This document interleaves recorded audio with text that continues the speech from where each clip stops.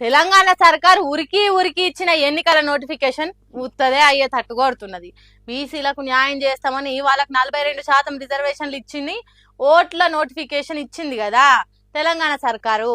కానీ ఇవాళ హైకోర్టు దాని మీద స్టే ఇచ్చింది. అంటే ఊర్ల పొంటి ఓట్ల పండుగని ఆపుండ్రి అన్నది అన్నట్టు. ఏ పద్ధతి ప్రకారం బీసీలకు 42% రిజర్వేషన్లు ఇచ్చిండ్రు, 4 వారాలల్లా చెప్పుండ్రి అని సర్కార్కు ఆర్డర్ వేసింది. అంటే ఇంకో నెల రోజుల దాకా ఎలక్షన్ల ముచ్చట ఉండదు అన్నట్టు ఊర్ల పొంటి. మరి రిజర్వేషన్ల సంగతి ఏంది అంటే 4 వారాల తర్వాత వాదనలిన్న హైకోర్టు ఏ తీర్పిస్తే దాని ప్రకారం ఎన్నికల రిజర్వేషన్లు ఉంటాయా అన్నట్టు. ఒకవేళ హైకోర్టు తీర్పును కూడా కాదంటే సర్కారు సుప్రీంకోర్టుకు పోయి ఇప్పుడున్న రిజర్వేషన్లను ఉంచేటట్టు చేయాలి అని అడగొచ్చు.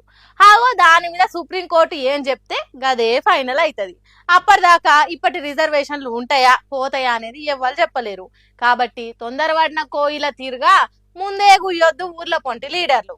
సరే గా ముచ్చట అటుంచితే హైకోర్టు స్టే ఇచ్చినందుకు బీసీ సంఘాలు పెద్ద ఎత్తున లొల్లి చేసినాయి.